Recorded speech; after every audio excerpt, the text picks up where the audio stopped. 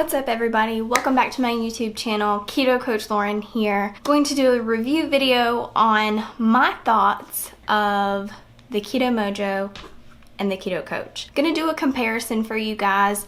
One thing that you may not know is that I've been using Keto Mojo for almost 2 years now. Originally, Keto Mojo was the very first blood ketone monitor to come out with the keto branding. So people were using their precision ultras, I believe, to test ketones as well as blood glucose.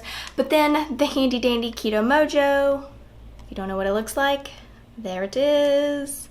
The Keto Mojo came out in all of its glory with being able to test blood glucose, blood ketones, and kind of give you the idea of, whether or not you're in ketosis. It's something that people tend to focus on, and I like to reiterate the fact that you should not chase numbers, you should not chase ketones.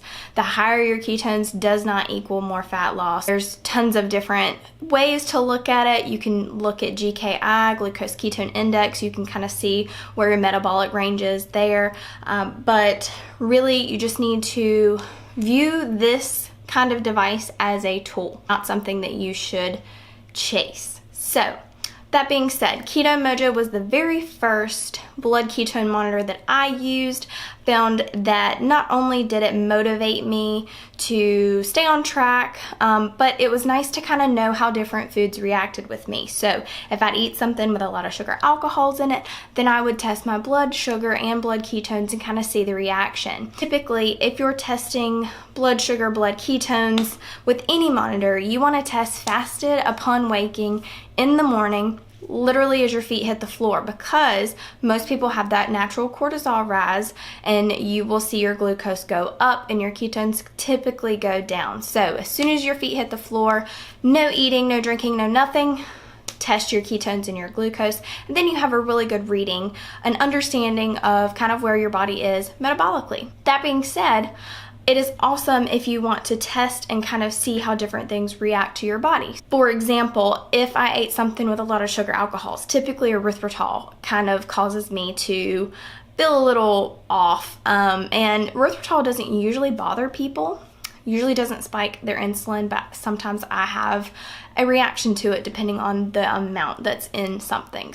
If you wanted to test and see kind of how things are like bothering you, see how certain foods affect you, then you would take your baseline before you eat your meal, get your glucose and ketone numbers, and then test 30 minutes after you eat, an hour after, and then usually 2 hours after. Your blood sugar is going to naturally kind of rise, and your ketones may fall a little bit, but you really don't want more than like a 10 to 20 jump in your glucose. As long as it comes down, from my understanding, I'm not a doctor, so don't take this as doctor's advice. My understanding is if it comes down by that 2 hour mark or before, then it doesn't it's not caused any damage as far as insulin goes. It's not really caused a drastic insulin spike. Now, if you were to see your numbers stay elevated past 2 hours, then that food is a no-go. So if your blood sugar cannot self-regulate, then past that 2 hour mark, then you just need to stay away from that food. This is my understanding of it. You can take it as you will. Maybe that helps you kind of understand how certain foods may affect you. So that being said, testing ketones and glucose is a great thing if you are using it to use it as a tool to kind of see how foods affect you, how exercise affects you, because that does as well. And then a lot of times if your stress is high, your ketones will be lower. If you're a female during your menstrual cycle, your ketones will be lower and your glucose will be a little higher. There's tons of different things that you can research and figure out and kind of correlate them with your body. Let's get on to comparing the two monitors. So like I said, we have Keto Mojo. It's a great monitor. I thought it was the end-all be-all. I thought I would never have to get another monitor. And the reason why I tried the Keto Coach is because they sent it to me for free to try to kind of test and compare in against the Keto Mojo. So I'll talk about the pros of the Keto Mojo. It tests ketones and glucose, so it's kind of your all-in-one monitor. That's really nice if you don't want to have to buy different monitors. The Keto Coach only tests ketones right now though. The Keto Coach is actually going to be able to have the glucose testing function super soon. It's just, it takes a lot of work on the back end for the Keto Coach company to get all of the approvals to be able to test the glucose. If you're looking at buying a monitor because it's all in one, obviously Keto Mojo is what you want to go for right now, but Keto Coach is going to have that feature as well very, very soon. One other thing that may deter you from picking Keto Mojo over Keto Coach is the fact that accuracy has been in question. Why are you seeing people use Keto Coach and Keto Mojo and kind of comparing their numbers? They package their ketones strips differently. The argument behind accuracy and why maybe people aren't seeing as much accurate numbers with Keto Mojo is all due to what I have found, the packaging. Keto Mojo, this right here is the vial of glucose strips. Now currently I only test my glucose with my Keto Mojo because I have found that in comparison to Keto Coach and Keto Mojo, my ketones always are more consistently accurate with Keto Coach. By this I mean, when I would test my ketones on both, there would be a difference. There was only one instance that they both were the same reading. Usually, Keto Mojo was way higher than Keto Coach. And you would think, like, oh, that's a good thing. That means that Keto Mojo is probably right. On the contrary. The reason I say this is because of the packaging difference. So, Keto Mojo has these little vials. You pop them open. They're all kind of in there touching each other. The issue is that you're constantly sticking your finger in there and pulling strips out day by day. Now, if you're someone who washes your hands every single time, like that's great before you even touch the strips. But the issue is that every time that you're putting your finger in there, you're kind of contaminating all of those strips in there. So are you really getting enough of an accurate reading with them touching and your finger and all of the oils and things touching those strips as well? That is kind of up for debate as far as why things are not accurate. Keto Coach pre-packages their strips just like this. So their strips are individually wrapped in foil, therefore you're not touching several of them. Keto Mojo, with their glucose and ketone strips, you're touching them both all of the time. So all of them are getting contaminated in a way every time you open the vial. This is where I find that I think that Keto Mojo isn't as accurate because of the packaging. Not because it's a bad monitor per se, but because the packaging allows it to have some discrepancy in its readings. When I test ketones, I use Keto Coach. And I test glucose with my Keto Mojo simply because I don't want to have to buy another glucose monitor. So what will happen and what is my preference?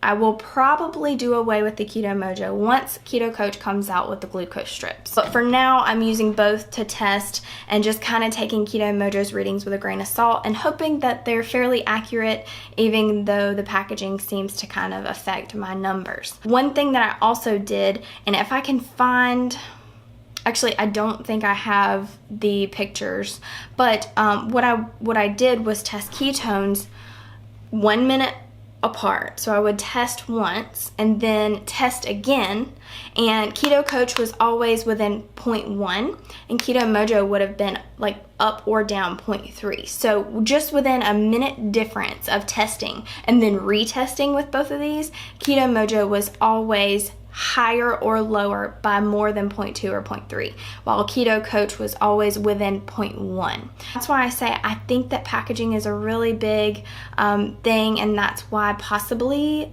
the Keto Mojo isn't as accurate. That is just my assumption. You can kind of do your own research and figure it out. Also, as far as price points go, Keto Coach is definitely the more affordable monitor. It is, I believe, $39.95 or $49.95 with the 15% off link that is in the video down below. So the starter kit comes in this box.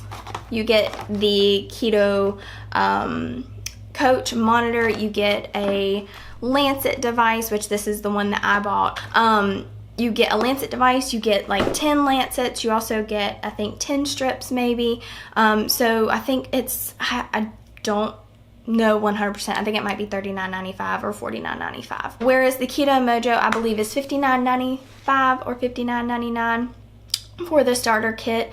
Similar things come in the box as well, but the issue with most people is buying the test strips after the fact. So it includes about 10, and then you have to buy more in a pack. Buying 50 in a pack for Keto Coach is about $34, $35, whereas 50 with Keto Mojo is about $50. Don't quote me on all of those numbers. You can literally click the link below in the video to check out the prices for yourself. Also, if you click my link for Keto Coach, you'll get 15% off automatically. So pretty crazy.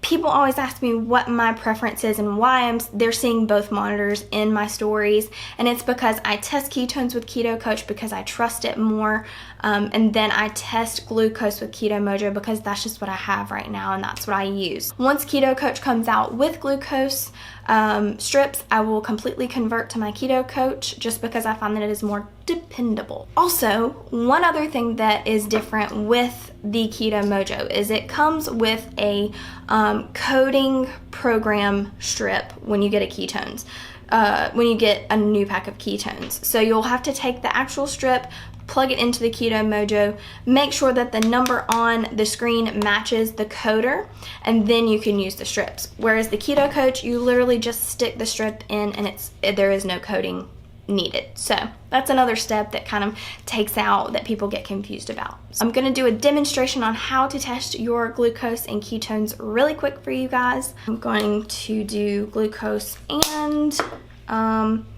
ketones at the same time. So you basically just stick it in like that. It'll clear. Checks.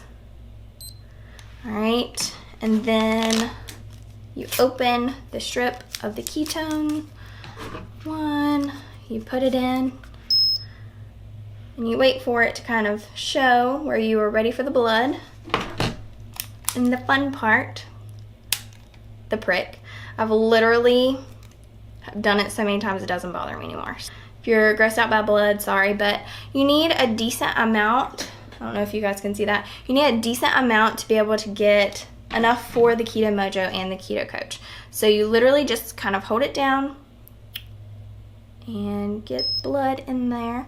So there is ketones.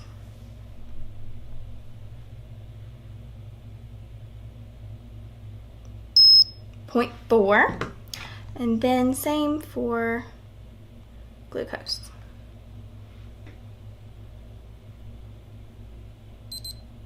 .85. So there you have it. That's how you test. 0.4 ketones, which is kind of low for me, but I have been running around all day. And then 85 is about what it would be right now, normally during the day. My iron levels are a little low. I am anemic, so I also tend to use this glucose monitor to test my blood count as well, to make sure that I'm up on my iron levels. That is essentially my opinion on Keto Coach versus Keto Mojo. I loved my Keto Mojo in the beginning. However, since you know, having the Keto Coach and using it and testing it for probably over 6 months now, I find that the Keto Coach is a little bit more accurate. Maybe if Keto Mojo changed their packaging, it would be a little different. I still stand behind the fact that Keto Coach is the more accurate monitor, and it's also more affordable. That being said, hope this video helped you guys. Hope you guys have a great day, and I'll chat with you again later.